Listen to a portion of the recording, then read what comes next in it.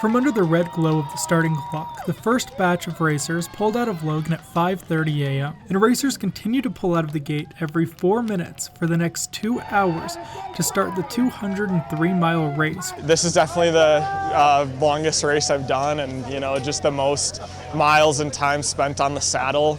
From here, the racers had until sundown to finish the race, which takes 11 hours on average. Some competitors had never ridden for that long. I haven't done 200 miles. I've done a couple in the realm of like 100 to 150, but I think we'll be good enough to get to 200. So. At the start of the race, the goal for many was to simply cross the finish line, but some aimed higher. My goal is to win. I did it last year, so I kind of know what it takes, and I've put in a lot of work this summer, so ready to go. Heading out of Logan, the cyclists rode north through Idaho and into Wyoming.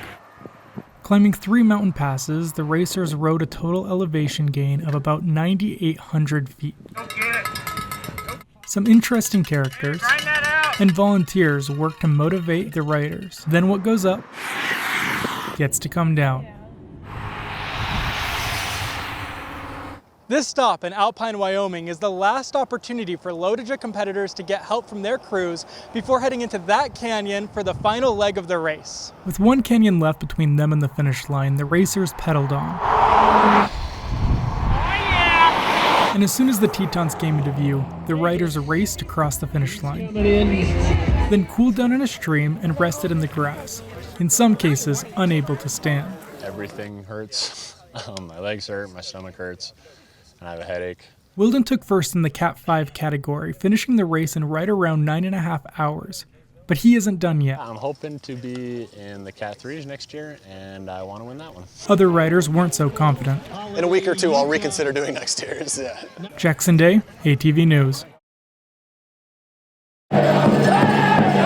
These dancers are doing a traditional indigenous dance while a drum circle plays. Pow Wow is a cultural celebration, and today we are celebrating Utah State University as a whole. This is the 48th annual Pow Wow, held at the USU Fieldhouse. Tribes gather to heal, share culture, and to ensure traditions are passed down. We want to show them to wear their regalia, to be proud of their tribe that they are from, or their culture, their language. We're sending good stuff to people that don't feel very good when we're here and we're dancing. I'm here with the crowd outside of the dance floor because dancers are the only ones that are allowed to step foot on their dance floor. This is because it has been blessed for the healing dances. We go in a circle and gather up all the energy in the middle, and then it shoots out and gives energy to people that don't feel good. At the Pow Wow, people see one another as family because they connect through shared traditions and time spent together. It feels good because I see a lot of people that I haven't seen in a long time. It's a fun community. Aaliyah Walker, ATV News. I would start a long sentence and then my mind began to wander. A teacher reading a picture book to her class might be how you imagine kids learning to read, but these students are learning how to teach reading. My drawing pad was my safe place. This book is about the struggles kids might face when learning to read, and Dr. Cindy Jones says understanding how kids feel is an important first step. If the child feels like this is something I will never master, then their motivation and their attitude starts to diminish. Jones says that while in the past, some educators taught that kids will naturally learn to read through exposure, more modern ideas focus on teaching skills. If I asked you to discover the table of periodic elements, how long is that going to take you?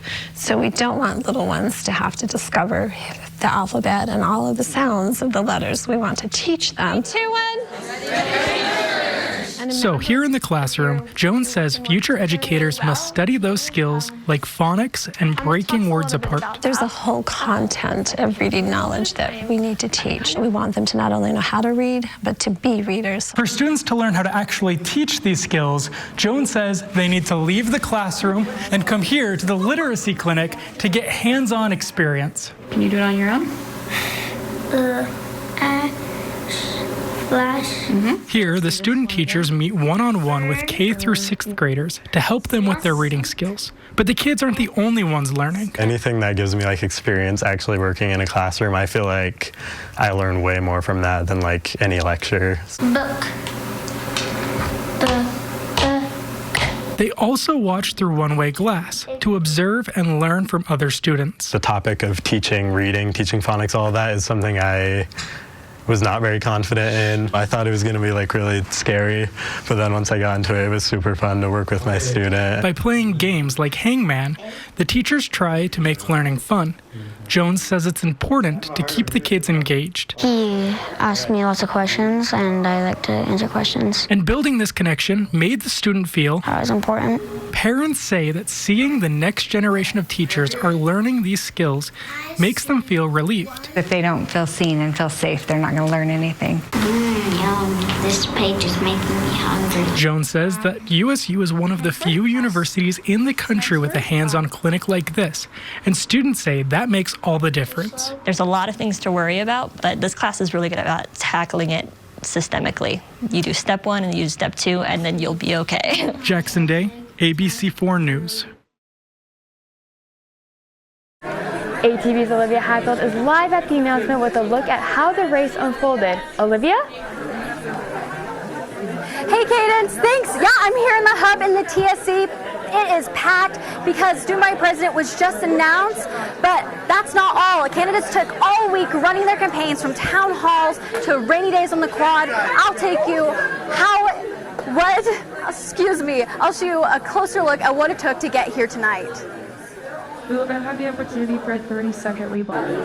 USU's new Student Body President is Max Alder. He is here with me live. Max, how are you feeling? I've never been happier in my entire life. This is, to no exaggeration, the best moment of my entire life, and I could not be more excited, more happy, and more thrilled, and more proud. That's so great. Congratulations once again. What are you looking most toward when you get into office? My team, we just elected an amazing group of officers, and I always said during my campaign that electing me means that USUSA will be at their best, and I'm here to guarantee that, so I'm excited to get to know them a lot better and work with them for the next year. Once again, congratulations, Max. You ran a successful campaign. I did. Let's see who else won the elections this year. Moving on, we have JJ Watts.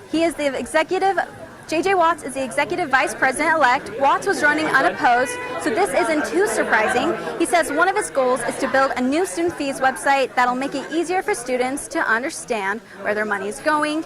And Colin Hastings has won his re-election and continued to be our Student Advocate Vice President. Hastings says one of his goals is to make it so parking tickets can be paid off through service hours. You can visit our Facebook page for a list of who won today's elections. Reporting live, I'm Olivia Hatfield, ATV News. Back to you guys at the desk. Thanks, Olivia. Thanks, Kinsey. I'm actually here on the quad. You can see right behind me, there's a fraternity. They're fundraising right now. But over here on the quad, if you were here Monday, you may have seen a helicopter. And that's because it's Aviation Week and the program is trying to bring some awareness to their program.